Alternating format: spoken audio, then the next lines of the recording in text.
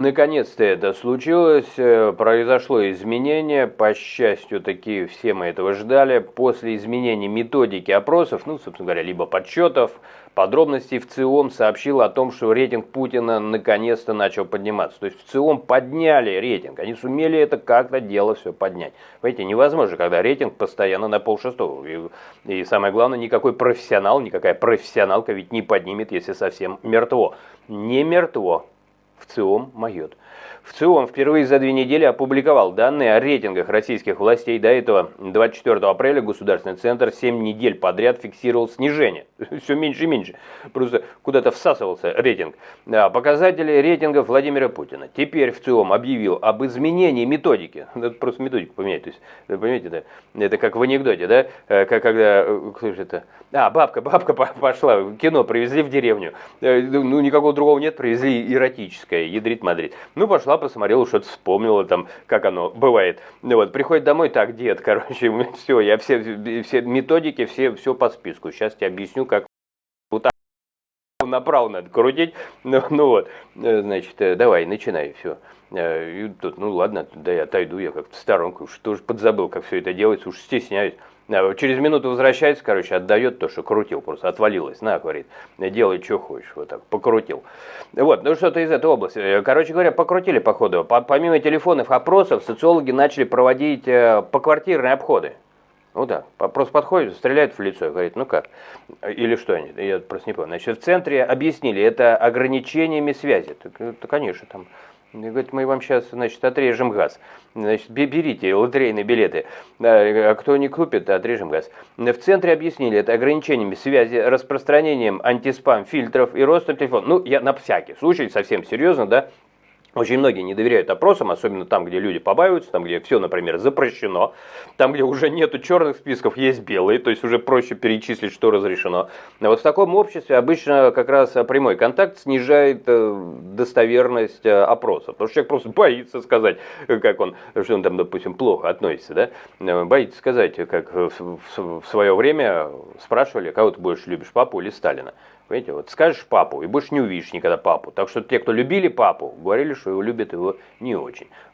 Хитрый, логический тупичок. Вот, так что здесь решили ходить по квартирам. Я бы ходил еще сразу уже с какой-нибудь злой, с каким-нибудь бультерьером. Ну, просто чтобы время не тратить. Это тюрьмы что же не резиновые. Ну, образно выражаясь. В центре объяснили, это ограничениями связь кончилась, так что вот, ботинки не жалко. Распространением антиспам-фильтров и ростом телефонного мошенничества. Из-за чего россияне стали реже отвечать на звонки с незаконных номеров, поэтому они к ним поперлись в гости. Подключали все нахрен, короче, не надо мне про мошенников, мне хоть одну фамилию мошенника назовите, да? Тут все подключали, все, ничего не работает, поэтому типа вот они и пошли, видимо, пешком. Новая методика, полагают социологи, позволит получать более надежные данные о том, где живут те, кто высказывают какие-нибудь ненужные проценты. В том числе за счет опроса пожилых и труднодоступных групп населения. Труднодоступных групп населения. Что ж такое за трудно... Они в теплоцентрале тоже, что ли, спрашивали? Слушайте, ВЦИОМ, вы прям герои какие-то. Согласно опубликованным 15 мая данным о доверии Владимиру Путину заявили 72. Короче, рейтинг просто взлет такой. На этот рейтинг только бомбу цепляйте и прям можно весь мир запугать. У вас рейтинг взлетает, никакой ни орешник, понимаете, не повторит, ни орешки никакие, которые у людей при вашем звонке в дверь, видимо, сильно скукоживаются.